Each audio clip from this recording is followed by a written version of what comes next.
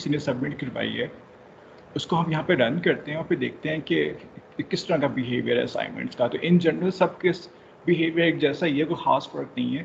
तो मैंने एक रैंडम असाइनमेंट मैंने चूज़ की यहाँ पे, तो मैं इसको रन कर रहा हूँ।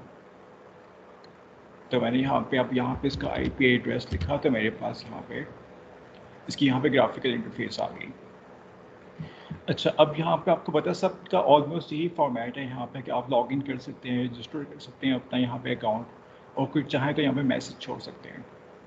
और ये सारे का सारा वेब पेज कहाँ से मैनेज हो रहा है, ये आपके ई ड्राइव से मैनेज हो रहा है। तो ई ड्राइव के अंदर जो लॉगिन्स बने हुए हैं उन्हीं को हम यहाँ पे सेंड कर सकते हैं। अच्छा, सपोज करें मैं यहाँ पर एक यूज़र नेम लिखता हूँ, मैं अपना ही लिखता हूँ, ये बना हुआ है इसके ऊपर, और मैं इसके ऊपर यहाँ पे कुछ मैसेज लिखता हूँ कि this is a message with special characters, hopefully it works fine. मैंने ये मैसेज लिखा है यहाँ पे, और ज़रा गौर से देखिएगा इसका बिहेवियर क्या आता है यहाँ पे जब मैं ये मैसेज यहाँ पे ट्रांसमिट करता हूँ। तो जैसे मैं ये मैसेज लिखकर यहाँ पे इसको सबमिट करूँगा,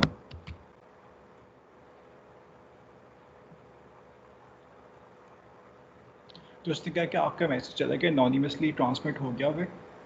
अच्छा, अब ज़रा जाके हम ज़रा इसको लॉगिन करके देखते हैं कि हमें मिलता क्या है।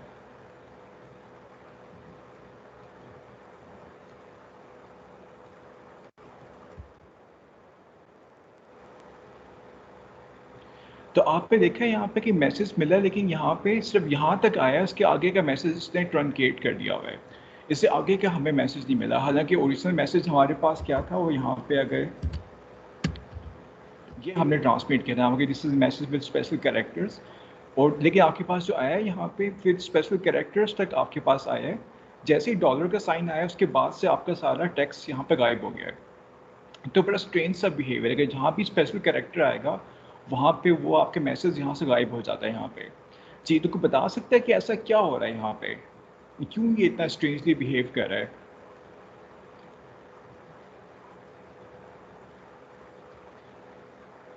जी, किसी का कोई वाइल्ड गेस वगैरह इस बारे में, क्या ऐसे हो क्या रहा है कि कैरेक्टर्स के साथ मसला क्या आता है कि हम कोई स्पेशल कैरेक्टर जब यूज़ करते हैं तो ये आपका सही तरह काम नहीं करता, अक्सर लोगों का सही तरह काम नहीं करता। अगर प्लेन टेक्स्ट पे लिखें फिर ठीक है। सर बैकएंड में इसको असाइन नहीं किया होता कि यानी कि उसने स्पेशल करेक्टर्स लेने भी हैं या नहीं। तो उधर मेरे ख्याल में ये प्लेन टेक्स्ट ही हुआ है वो स्पोर्ट में, कि वो ये ले सकता है और उसी के ऊपर ये आउटपुट डिस्प्ले करा सकता है, उनको ये नहीं लेता, मतलब उन पे एरर देता है। जी जी, चलें चलें हम इसको डिटेल में देखते हैं कि हो क्या रहा है। अच्छा, चलें इसको हम देखते हैं। अच्छा, पहली चीज़ है कि जब भी हम यहाँ पे कोई यूज़ करते हैं, जहाँ सबमिट करते हैं कुछ, तो हमारे पास इस तरह क्वेरी स्ट्रिंग बनता है जो कि आप बड़े फेमिलियर हो इससे, कि आपके पास इस फॉर्मेट में आपके पास यहाँ पे इंफॉर्मेशन अपलोड होती है कि आपके पास यहाँ पे क्वेश्चन मार्क का सिंबल आएगा पहले, जिसका मतलब है कि आपके पास यहाँ पे क्वेरी जा रही है।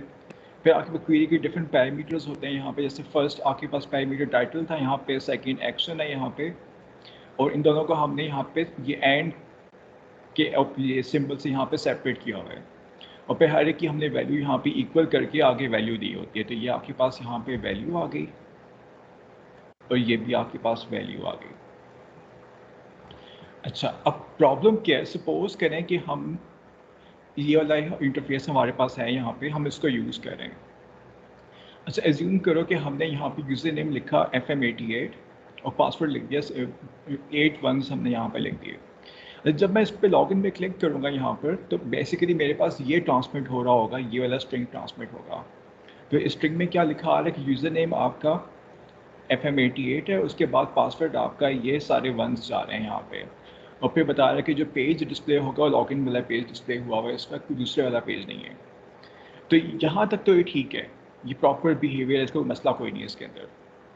लेकिन एज्यूम करो कि अगर हम ये लॉगिन पासवर्ड डिफरेंट तरीके से अगर हम इस पर टाइप करते हैं, सपोज करो यूज़र नेम की जगह मैं ये लिख देता हूँ FM88 and password is two two two two two 8 twos मैंने लिख दिए यहाँ पे, और पासवर्ड की जगह मैं यहाँ पे 8 वंस लिखता हूँ। तो अब आप बता सकते हो कि मेरे पास क्या चीज़ ट्रांसमिट होगी यहाँ पे? अगर मैं इसको ट्रांसमिट करूँ तो क्या चीज़ ट्रांसमिट होगी, वो गैस कर सकता है?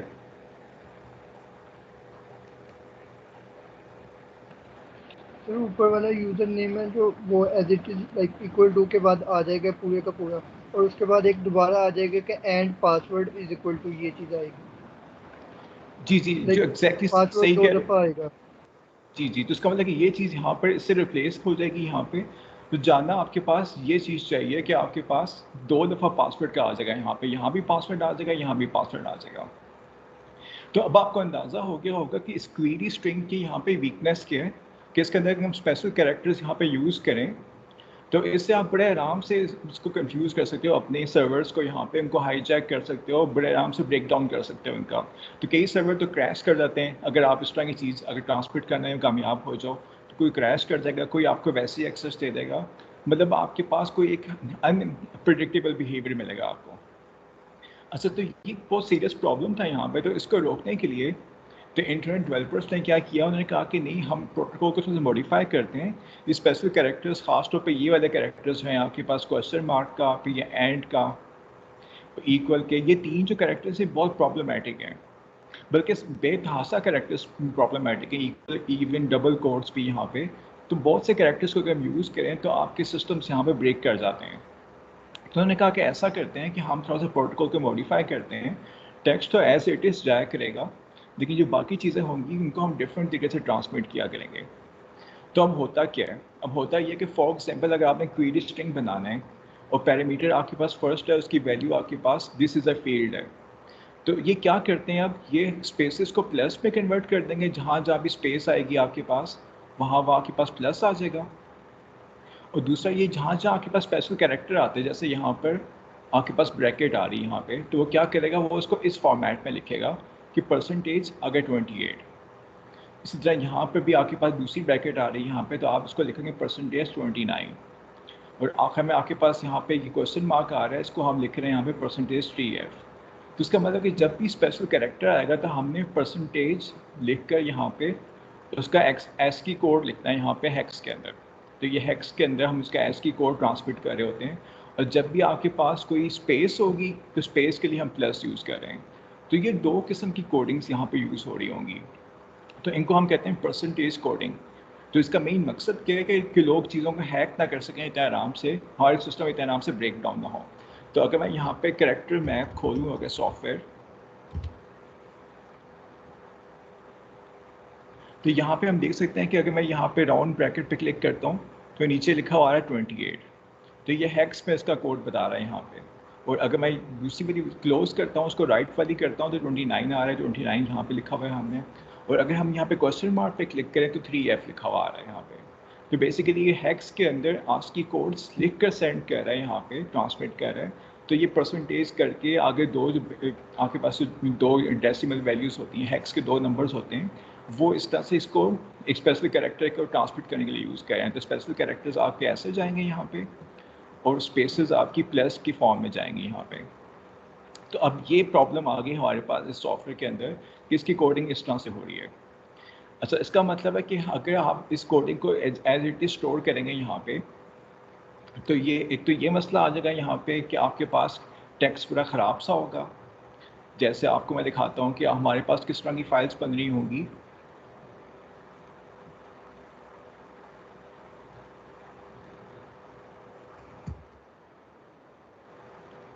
तो हमारे पास इस तरह से फाइल में स्टोर हो रही चीज़ें कि आपके पास यहाँ परसेंटेज के साइंस आ रहे हैं, सब कुछ आ रहे हैं, यहाँ प्लस आ रहा है। तो अगर मैं एक फ़ाइल क्रिएट करता हूँ तो वो इस तरह से स्टोर कर रहा है यहाँ पे। तो और बल्कि यहाँ पे अजीब गरीब से, तो आपको इसको इंटरप्रेट करना काफ़ी मुश्किल हो जाएगा। तो उसका मतलब है कि हमने इस कोड के अंदर क्या करना है, हमें कुछ सिस्टम चाहिए कि ये जब डिस्प्ले हो तो ये प्रॉपरली कन्वर्टेड प्लेन टेक्स्ट की फॉर्म में डिस्प्ले हो, तो इस तरह के कैरेक्टर्स भी ना आए हमारे सामने, और ना ही ये हो कि स्पेसिफिक कैरेक्टर्स के बाद वो फेल हो जाए, उससे आगे वो इग्नोर कर रहा हो उसको। तो दोनों बिहेवियर हमें यहाँ पे नहीं चाहिए। तो एक तो हमने इस चीज़ को फिक्स करना है यहाँ पे। इसके अलावा हम दूसरी चीज़ यहाँ पे देखते हैं कि इससे हुआ क्या, बेसिकली आपके हैकिंग के चांस कम हो गए, लेकिन स्ट्रिंग मैनेजमेंट काफ़ी मुश्किल हो गई अब यहाँ पर। तब इस स्ट्रिंग को मैनेज करना इतना आसान नहीं रहा। अच्छा, तो हम कैसे इसको डिकोड कर सकते हैं? तो इसको डिकोड करने के लिए जब हम यहाँ पे वही जो टेक्स्ट की फ़ाइल लिख कर ट्रांसमिट करते हैं लॉगिन करने के बाद, अगर उसके अंदर HTML कोड को थोड़ा सा मॉडिफाई कर लें हम, सपोज करो कि हम इस तरह का कोड यूज़ करते हैं यहाँ पे कि हमने यहाँ पे ये HTML वगैरह लिख लिया यहाँ पे, तो बजाय ये कि बॉडी के अंदर हम सारा टेक्स्ट लिख दें जो हमारे पास फाइल से आया है यहाँ पे, अगर हम यहाँ पे एक डिव क्रिएट कर लो PP के नाम से और एक स्क्रिप्ट लिख लो यहाँ पे, और स्क्रिप्ट के अंदर एक्चुअल टेक्स्ट लिख लो अपना सारे का सारा इस फॉर्मेट में जो आपके पास एक्चुअल आ रहा है।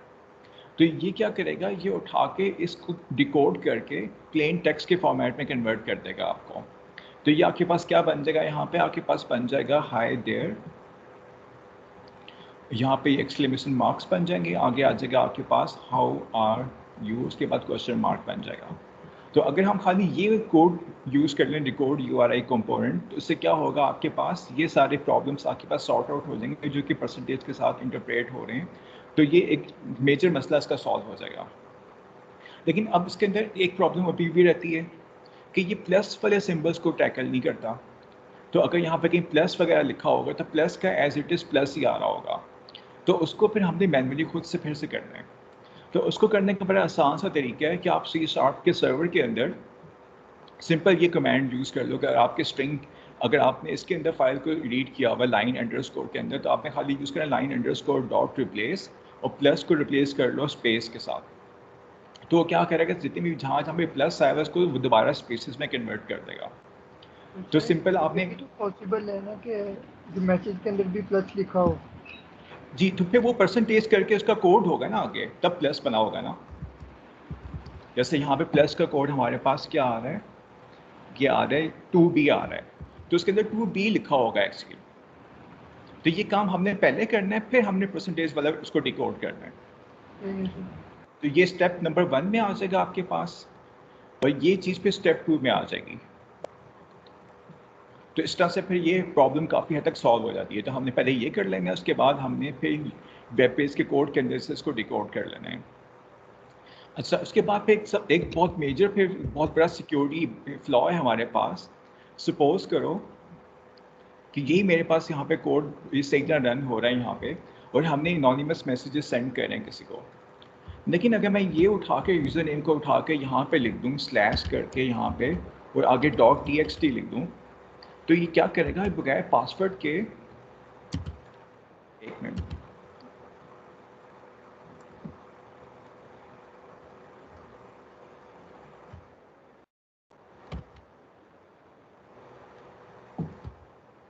तो उसने देखिए बगैर पासवर्ड के पूरे मैसेजेस मुझे दिखा दिए यहाँ पे सारे के सारे। तो मैंने क्या किया, यूज़र नेम ऊपर लिखकर .txt लिखा है, तो जिस मर्जी यूज़र के मैं सारे मैसेजेस यहाँ पे रीड कर सकता हूँ।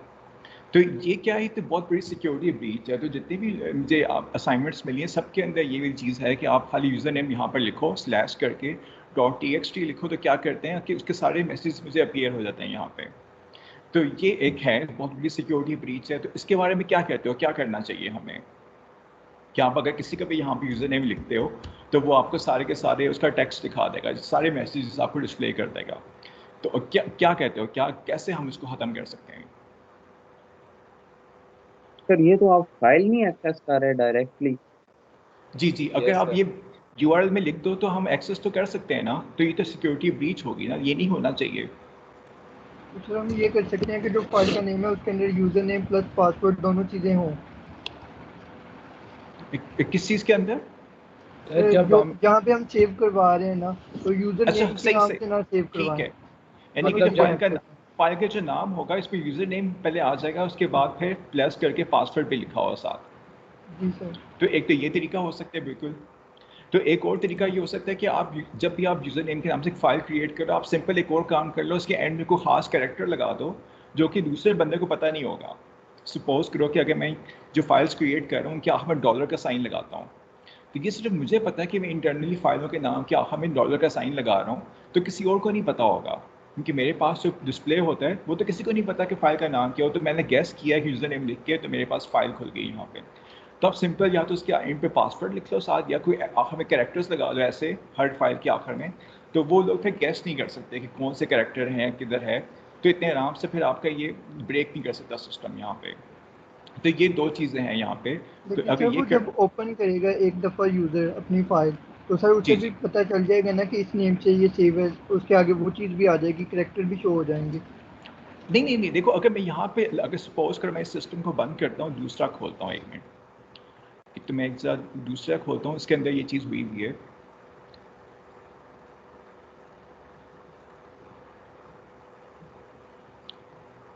अच्छा, अब मैं इसको रन यहाँ पे करता हूँ। अब मैं यहाँ पे आके लॉग इन करता हूँ।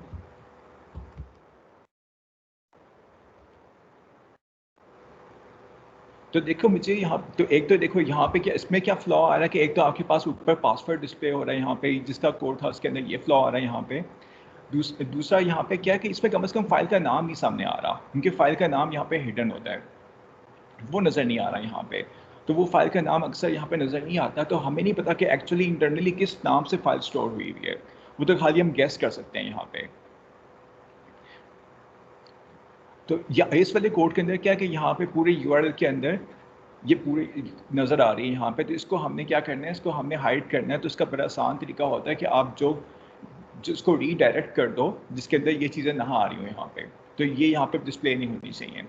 लेकिन अगर मैं इसकी सोर्स यहाँ पे चेक करूँ, तो इस कोड में देखो यहाँ पे क्या हुआ है, हमने यहाँ पे डिकोड यूआरएल कंपोनेंट का यहाँ पे कमांड यूज़ की हुई है।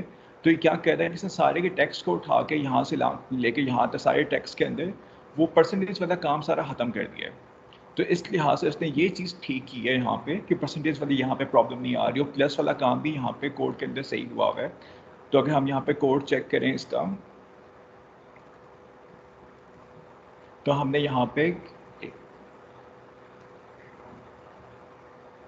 ये हमने यहाँ पे लिखा कि जैसे हम एक फाइल टेक्स्ट फाइल रीड करते जा रहे हैं एक लाइन, तो हर लाइन के अंदर हम प्लस को रिप्लेस कर रहे हैं स्पेस के साथ, और उसके बाद फिर हम यहाँ पे मैसेज बनाते जा रहे हैं।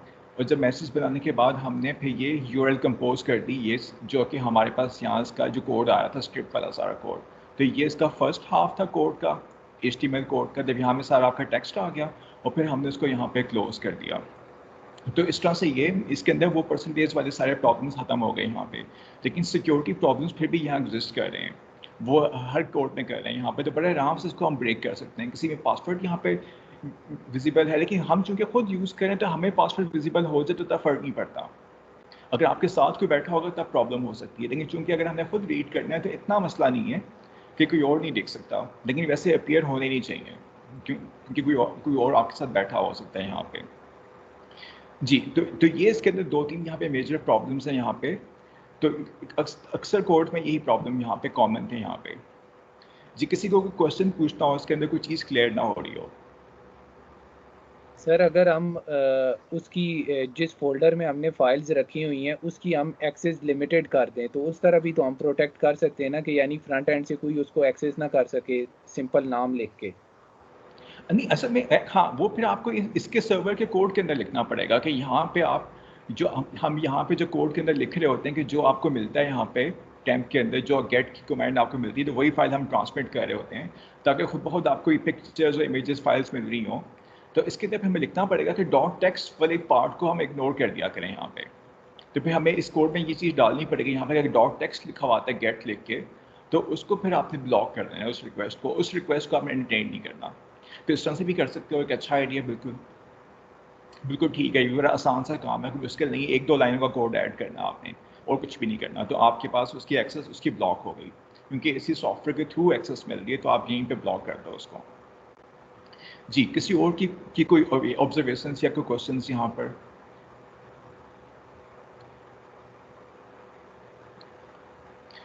चलें, ठीक हो गया, सही। अच्छा, अब हम ऐसा करते हैं कि बाकी असाइनमेंट्स जो है ना, वो सब की सब मैंने इस दफ़ा असाइनमेंट कोर्स पैक बना दिए, क्योंकि इस तरह से बहुत लंबा हो जाता है। तो हम बाकी जो 4 असाइनमेंट्स हैं वो आपके पास फ्री हैंड है, जब तक मर्जी कर लो, तो उनको एक दफ़ा हम देख लेते हैं यहाँ पे। अच्छा, ये फर्स्ट सेकंड असाइनमेंट है आप लोगों की, उसमें ये कि आपने इस तरह का एक ग्राफिकल प्रोग्राम बनाना है यहाँ पे। तो इस प्रोग्राम ने करना क्या है कि यहाँ पे हम आइस्को का बिल चेक करने के लिए एक रेफरेंस नंबर यहाँ पे लिखेंगे। तो जब मैं क्लिक करूँगा चेक आइस्को बिल, तो क्या कर देगा, यहाँ पे अमाउंट प्रिंट कर दिया करेगा। तो ये मैं आपको चला के दिखाता हूँ यहाँ पे। तो आपको इस तरह की असाइनमेंट बनानी है कि ये आपके पास छोटा सा बॉक्स बन जाएगा यहाँ पे आप कोई भी रेफरेंस नंबर लिखो, और जब क्लिक करोगे चेक आइस्को बिल के ऊपर, तो आपके पास अमाउंट आ जाएगी 2129। तो ये हम कैसे वेरीफाई कर सकते हैं कि अगर हम यहाँ पे आइस्को की वेबसाइट पे जाएं, आइस्को की वेबसाइट पे, तो आपके पास ये इसकी वेबसाइट है, हम यहाँ पे लिखते हैं नॉर्मली, सबमिट पे क्लिक करते हैं तो हमारे पास पूरा बिल आ जाता है यहाँ पे। तो हम क्या करना चाह रहे हैं कि यहाँ पे इस बिल में से वो खाली ये वाला अमाउंट रीड कर दे 2129 और ये आपको इस GUI में दिखा दिया करे। तो ये आपने काम करना है। तो इस असाइनमेंट का मेन मकसद क्या है कि आपको पूरा HTTP प्रोटोकॉल और सारी की सारी चीज़ें आपको क्लियर हो जाएंगी। कैसे आपके पास यहाँ पे ये कि सबमिट कैसे करते हैं, तो यहाँ पे हम जो आईस्को की वेबसाइट के अंदर सबमिट कर रहे होते हैं, डेटा सबमिट हो रहा होता है, तो ये चीज़ भी आपने इस कोड के अंदर करनी है, सबमिट वाला काम भी। और जब सबमिट होने के बाद आपके पास रिप्लाई आता है इसका, तो इसमें से आपने सर्च कैसे करना है, तो वो काम भी आप इसी कोड में कर रहे होगे। तो ये आपके पास सेकेंड असाइनमेंट है यहाँ पर। जी, ये क्लियर है सबको? सर हम इस ये जो बिल है इसको जी पहले हमें रीड करना पड़ेगा, तो ये कैसे करेंगे? जी, रीड कैसे करोगे? क्योंकि जब आप वेबसाइट को रिक्वेस्ट करते हो तो जवाब में आपको सारा वो HTML कोड भेज रहा होता है ना। तो एक दफ़ा मैं आपको करके दिखाता हूँ। यहाँ पे देखो, ये आपके पास HTML सारा कोड आया हुआ है सारे का सारा। ये तो क्रोम इसको विजिबल बना रहा है। बैक एंड पे क्या है, ये चीज़ें सारी आई होंगी आपके पास। अगर इसके अंदर मैं यहाँ पर देखूँ यहाँ पर, तो यहाँ पे खास लाइन के ऊपर इसकी अमाउंट लिखी हुई होती है। तो हमें पता है कि इस वाली क्लास के अंदर इसकी अमाउंट लिखी हुई होगी। तो चाहे तो आप ये पूरा टैग सर्च कर लो यहाँ पे, तो उसके बाद एग्जैक्टली आपके पास बिल की अमाउंट यहाँ पे मिल जाएगी। तो हमने क्या करना है, ये payable within due date को सर्च कर लो यहाँ पे, इन वर्ड्स को सर्च कर लो जो आपके पास कोड आ रहा होगा, और उसके बाद आपने 3-4 लाइन रीड करने के बाद आपको 2129 मिल जाया करेगा। तो इतना मुश्किल काम नहीं, बहुत सिंपल सा कोड है, सिर्फ आपने लॉजिक बनानी है इसकी। सबमिट हमने कैसे करना है, जिस तरह आपने अभी ये सारा हाल ऐप के अंदर सबमिट किया था लिखकर, लॉगिन डिटेल की सबमिट करते हो, तो इसी तरह आईस्को की बिल के अंदर भी इसी तरह सबमिशन होती है। सबमिट पे क्लिक करते हो तो कोई चीज़ सबमिट करता है आपने। तो ये इसका फॉर्मेट आपने कैसे निकालना है, ये आपने वायरस आर्क से निकालना है कि आप वायरस आर्क से पहले इसकी स्पाइंग करोगे, फिर देखोगे जब आपने बटन पे क्लिक किया तो क्या चीज़ ट्रांसमिट हुई है, तो वो पूरे का पूरा आपने सारा क्वेरी निकालनी बाहर कि कैसे क्वेरी बनाई है इसने। वो क्वेरी उठा के सर असाइनमेंट काफी लेंथी नहीं हो जाएगी सर? नहीं, कोड वाइज लेंथी नहीं है, लेकिन इससे कॉन्सेप्ट्स बहुत ज़्यादा क्लियर होंगे जो अदरवाइज कभी क्लियर नहीं हो सकते, जो सर करके क्लियर। हमारे कुछ बाकी सब्जेक्ट्स भी हैं, तो सर अब इसकी ऐसी बड़ी बड़ी असाइनमेंट्स करेंगे तो सर वो काफ़ी मुश्किल हो जाएगा। पिछली वाली भी काफ़ी मुश्किल से बनाई थी हमने। हाँ, लेकिन बात ये है कि ये जो नेटफ्लिक्स वाला जो कोर्स है ना, ये बहुत प्रैक्टिकल कोर्स है। अगर ये कर लो तो आपका करियर वाइज बहुत फ़ायदा होगा। तो हो सकता है कि आप बाकी असाइनमेंट्स पे काम कर रहे हो, लेकिन उसकी करियर वाइज कोई खास फ़ायदा नहीं होना आपको। अगर ये स्किल सीख लोगे तो लॉन्ग टर्म बहुत फ़ायदा आप लोगों को। तो इसलिए आपको इतनी मुश्किल असाइनमेंट दे रहे हैं। तो ये नहीं कि आपके बिल्कुल 0 मार्क्स लगेंगे अगर आपसे नहीं होती, जितनी होती है सबमिट कराओ, अटैम्प्ट ज़रूर करो इनको। तो बेशक अगर पूरी नहीं बननी, जितना पार्ट होता है उतना आप सबमिट करा दो, इसमें कोई मसला नहीं है। जितना होता है आप सबमिट कराओ, लेकिन कुछ ना कुछ करके सबमिट ज़रूर कराओ। तो इससे ना बहुत से जो कॉन्सेप्ट्स हैं जो आपको करने से क्लियर होंगे, वैसे कभी क्लियर नहीं होंगे। तो इसलिए इस बड़ी इंपॉर्टेंस है यहाँ पे। जी, किसी और के क्वेश्चंस यहाँ पे? तो सर जो इसका फ्रंट एंड होगा उसमें सिर्फ हमने उसकी वैल्यू लिखनी है ना, बिल की, ये वाला तो नहीं हमने GUI बनाना? नहीं नहीं, ये बिल्कुल सिर्फ वैल्यू लिखनी है। जिस तरह मैंने यहाँ पे आपको रन करके दिखाया, बिल्कुल वैसे ही आपने बनाना है, खाली इसकी वैल्यू आ रही होगी। तो बस आपने वैल्यू दिखानी है यहाँ पे, और कुछ भी नहीं है इसके अलावा। और ये कोई इतना लंबा चौड़ा कोड नहीं है, बहुत सिंपल सा कोड है, सिर्फ आपने लॉजिक बनानी है। तो एक दफ़ा मैं आपको दिखा देता हूँ कितनी लेंथ होगी इस कोड की। तो बस इतना सा कोड है, ये देख लो, बस इतना सा कोड है, इतना ये स्क्रीन में नज़र आ रहा है आपको। इसके अलावा कुछ भी नहीं है, सिर्फ लॉजिक बना लो तो आप 1 घंटे में कर सकते हो। तो इसमें कोई लंबी चौड़ी प्रोग्रामिंग नहीं करनी, बस पूरा पॉइंट लिखो तो छोटा सा स्टेप्स है, बस कर लोगे आप। चलें, ठीक हो गया। अगली असाइनमेंट पे चलें फिर इसके बाद, अगर ये क्लियर हो गया सबको। चलें, ठीक है। अच्छा, असाइनमेंट थर्ड में क्या करते हैं, वो जो आपके पास एक चैटिंग का कोड पड़ा हुआ है, जो आपको ये चैटिंग का सॉफ्टवेयर मैंने अपलोड किया हुआ है, उसको आपने थोड़ा सा मॉडिफाई करना है। उसको मॉडिफाई कैसे करना है आपने, कि आपने इस दफ़ा मल्टीपल यूज़र्स को आपने अलाउ करना है। कि पहले हम खाली 2 लोग आपस में बात कर रहे थे, सॉफ्टवेयर को अगर आप यूज़ करो तो खाली 2 लोग आपस में बात कर सकते हैं। तो इस दफ़ा हम क्या चाह रहे हैं कि सर्वर हो, सर्वर बस आप रन करके छोड़ दो, फिर सर्वर से आप कनेक्ट करो तो आप मल्टीपल लोगों को चैट करना अलाउ कर सको। जैसे यहाँ पे देखें तो यहाँ पे आपके पास 1 2 3 4 6 लोग कनेक्टेड हैं सर्वर के साथ, हर एक के नाम यहाँ पे आ रहे हैं। जो हमारा लॉगिन है यहाँ पे वो इस नाम से है, जॉन डो के नाम से। तो इसमें ये होता है कि आपने अगर किसी पर्टिकुलर बंदे को मैसेज भेजना हो तो हम क्या करते हैं, @ का सिंबल यूज़ करके इसका नाम लिखेंगे तो उसको जाएगा मैसेज, और अगर हम वैसे लिखेंगे कुछ तो वो सबको जाएगा। तो आपके पास यहाँ ये आपकी रिसीविंग विंडो है यहाँ पे, और ये आपकी ट्रांसमिटिंग विंडो है यहाँ पे। तो रिसीविंग विंडो में देख लो कि इसमें मैसेज आया हुआ है आपको, और कुछ मैसेज हर एक को आए हुए हैं, तो वो भी यहाँ पे अपीयर हो रहे हैं। तो ये भी कोई लंबा चौड़ा कोड नहीं है, थोड़ी सी बस आपने लॉजिक करेक्ट करनी है, उसी पुराने वाले कोड को मॉडिफाई करना है आपने। तो इससे बड़े आराम से आप ये चैटिंग सॉफ्टवेयर बना सकते हो। तो इसको भी अटैम्प्ट करो, जितना आपसे होता है उतना करो, लेकिन अटैम्प्ट कम से कम हर एक ने करना है, बहुत इंपॉर्टेंट चीज़ है यहाँ पे। ये कितने लोगों को अलाउ करना है, ये कितने लोग एट अ टाइम कर सकते हैं? जी 3-4 कर लो। Okay sir. अच्छा, उसके बाद फिर आती है 4th असाइनमेंट। ये बड़ी आसान सी है, इसमें कुछ भी नहीं है। अच्छा, असाइनमेंट नंबर 4 में आपने एक पोर्ट स्कैनर सॉफ्टवेयर बनाना है। अच्छा, पोर्ट स्कैनर सॉफ्टवेयर होता क्या है? ये एक तरह से एक हैकिंग सॉफ्टवेयर होता है। उसमें हम क्या करते हैं, हम एक IP एड्रेस लिखते हैं, और उसके बाद एक पोर्ट की लिस्ट लिखते हैं कि पोर्ट नंबर 4 सपोज को 135 से लेकर 150 तक सब पोर्ट्स को स्कैन करो। तो होता ये देखते हैं कि कौन कौन से पोर्ट्स लिस्टिंग पोर्ट्स हैं जो कि ओपन है। जैसे उसको मैंने रन किया तो यहाँ पे लिखा रहा है कि 135 पोर्ट आपका ओपन है, 139 ओपन है। तो इन 2 पोर्ट्स के साथ हम टेलनेट के थ्रू कनेक्ट कर सकते हैं, या पुटी के थ्रू कनेक्ट कर सकते हैं, या MC के जरिए कनेक्ट कर सकते हैं। तो हमें सर्वर की एक्सेस मिल जाएगी थोड़ी बहुत। तो हम क्या चाहते हैं, हम चाहते हैं हमारे कंप्यूटर्स के अंदर कोई भी पोर्ट ओपन ना हो, तो इसलिए हम एक स्कैनर बनाना चाहते हैं कि आप स्कैनर हो, उस पर अपना IP एड्रेस लिखो, फिर यहाँ पर लिखो पोर्ट 1 से लेकर 99 तक चेक करो कि कोई पोर्ट ओपन तो नहीं है। तो ये सिंपल सा सॉफ्टवेयर बनाना है। इसमें आपने करना क्या है, इसमें बारी बारी आपने हर पोर्ट के साथ कनेक्ट करके देखना है। जिस पोर्ट के साथ कनेक्शन आपका हो जाता है तो वो ओपन होगी, और जिसके साथ आपका कनेक्शन नहीं होता वो क्लोज होगी। तो सिंपल सा काम है ये कंपैरेटिवली बहुत आसान सी असाइनमेंट है। इसमें खाली हमने सिंपल सी एक लूप लगा के चेक करना है, हर पोर्ट को कनेक्ट करने की ट्राई करनी है। अगर कनेक्शन हो गया तो आपके पास यहाँ पे ओपन लिख दो, नहीं तो आप यहाँ पे क्लोज प्रिंट करते जाओ। जी, ये क्लियर है सबको? जी सर। चले, और लास्ट जो असाइनमेंट है ये बेसिकली फाइनल एग्जाम में आया था किसी आज से 1-2 साल पहले किसी के, ये लैब के फाइनल में आया था ये। तो जिस ग्रुप को असाइन हुआ था ये, उसने ये कर लिया था, तो आप लोग असाइनमेंट के तौर पे तो कर ही लोगे। तो इसमें हम क्या कर रहे हैं, इसमें हमने C# के अंदर एक हमने छोटी सी ऐप बनानी है, तो जिस तरह हमने एक चैटिंग की ऐप बनाई हुई है पहले से, इसमें चैटिंग के अलावा हम यहाँ टिक टैक टो वाली गेम बनाना चाह रहे हैं कि यहाँ पे एक कंप्यूटर सर्वर बना लो, दूसरा क्लाइंट इससे कनेक्ट करेगा, तो फिर वो आपस में चैटिंग भी कर सकते हैं और टिक टैक टो वाली गेम भी खेल सकते हैं यहाँ पे। तो आप देख सकते हो यहाँ पे ये आपके पास मैसेजेस भी आ रहे होंगे, यहाँ पे आप मैसेज सेंड भी कर सकते हो और साथ में यहाँ पे गेम भी प्ले कर सकते हो।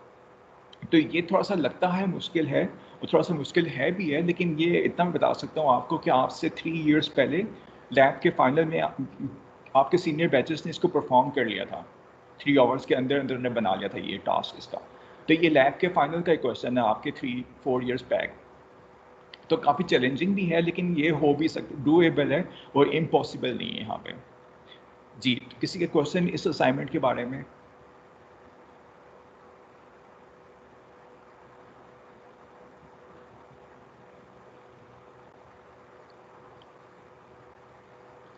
चलें ठीक है, होपफुली इट्स क्लियर।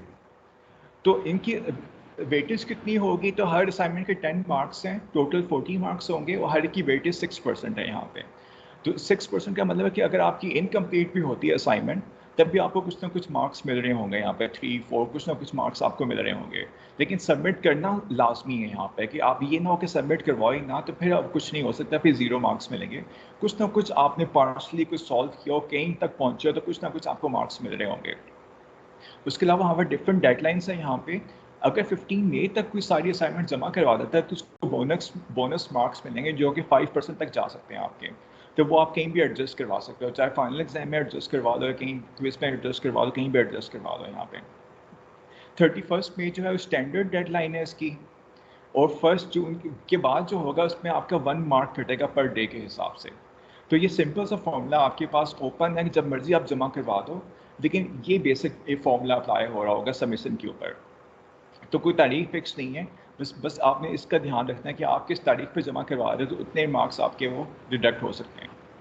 15 तक करा दो तो आप सर आप कितने ग्रुप्स का कितने लोग? पूछ रहे हो? जी सर। अच्छा, आप ऐसा कर सकते हो कि मेरा ख्याल है 3-3 का ग्रुप बना सकते हो, मैक्सिमम 3 का। तो सर मैक्सिमम ज्यादा ऑफ का कर दें। ज़्यादा में आप लोग आपस में कोऑर्डिनेट ही नहीं कर सकते ना। सर ये कर लेंगे सर, टीम्स पे कर, पहले भी तो सर करते रहे हैं। आप काइंडली सर ज्यादा का कर दें वैसे, वरना काम ज्यादा हो जाएगा सर, और चीजें भी हमने करनी है। चलो 4 का कर लो, लेकिन इससे ज़्यादा नहीं हो सकता। जो ऐसा कर लेते हैं, 4 का ग्रुप कर लो, लेकिन फिर प्लेजरिज्म के केस में पूरे ग्रुप को फिर वो सफ़र करना पड़ेगा, फिर ये ध्यान रख लेना आप लोग। तो फिर 4 का ग्रुप करो, लेकिन फिर कुछ प्लेजरिज्म नहीं होना चाहिए, सेम किस्म की एरर्स नहीं होनी चाहिए, फिर वो ध्यान रख लेना इसका। तो आप 4-4 के ग्रुप में कर लो, लेकिन सबमिट सबने करवानी है।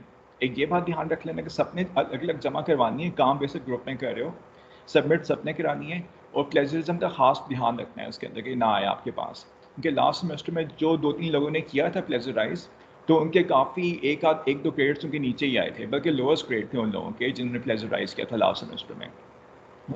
तो उनको सर पता है कि उनके साथ क्या हुआ, तो ये ध्यान रखना है फिर आप लोगों ने।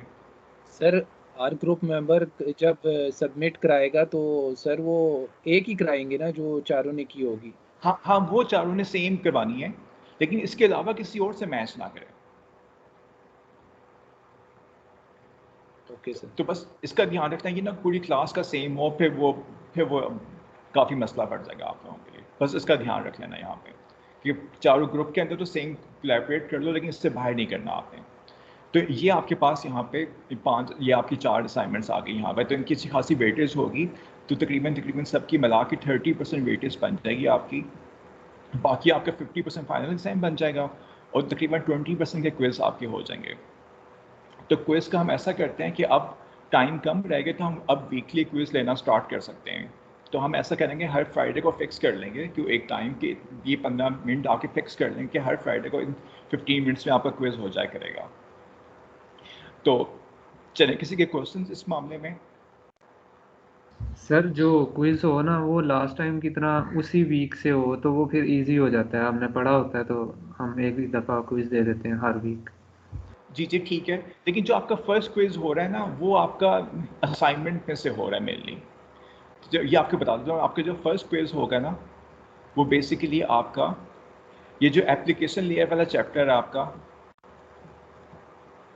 प्लस आपकी असाइनमेंट, तो इसमें से आपका क्विज होगा ये फर्स्ट वाला। उसके बाद से जो आप कह रहे हो वही करेंगे हम, कि जो साथ साथ हो रहा होगा, जो रनिंग चैप्टर होगा उसमें से आ रहा होगा। लेकिन फर्स्ट क्विज के लिए हम ये कह रहे हैं कि एप्लीकेशन लेयर, क्योंकि इसमें आपने सारी प्रोग्रामिंग की हुई है एप्लीकेशन लेयर वाली, प्लस असाइनमेंट, तो मेनली असाइनमेंट में से ही आ रहा होगा आपका फर्स्ट क्विज होगा।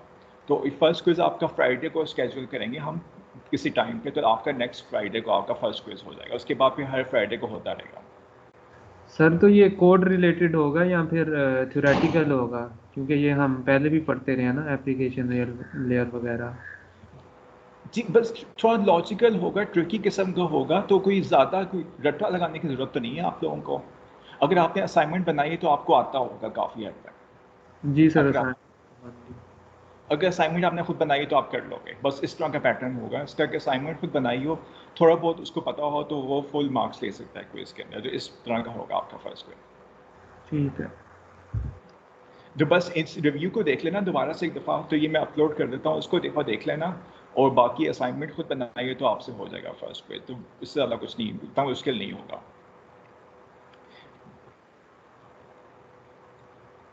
जी, किसी के क्वेश्चन सर रह ये गए? नंबर ऑफ क्विजेस कितने होंगे? तो अब हर वीक को हो रहा होगा तो देख लो, जितने वीक्स हमारे पास रह गए हैं उतने हो जाएंगे हमारे पास। सर ये असाइनमेंट्स आपने 5 बताई हैं सर, एक तो हमने दे दी है 4 इसके अलावा और। जी 4 हैं बिल्कुल। तो असाइनमेंट की वेटेज बहुत ज़्यादा है क्विज से। टोटल 5 हो गए ना सर ये? जी असाइनमेंट 5 हो जाएंगी फिर। ठीक है सर। सर ये जो पहला क्विज है एमसीक्यू क्विज होगा ये? जी सारे एमसीक्यूज पेस्ट ही होंगे। Okay sir. तो इसके बाद फिर आपका जो नेक्स्ट होगा वो चैप्टर 4 में से हो जाएगा, जो कि आपका इस वक्त करंटली चल रहा है यहाँ पे। तो इस तरह से फिर हम जो करंट होगा उसमें से होते रहेंगे फिर आपके क्विज। ठीक है सर।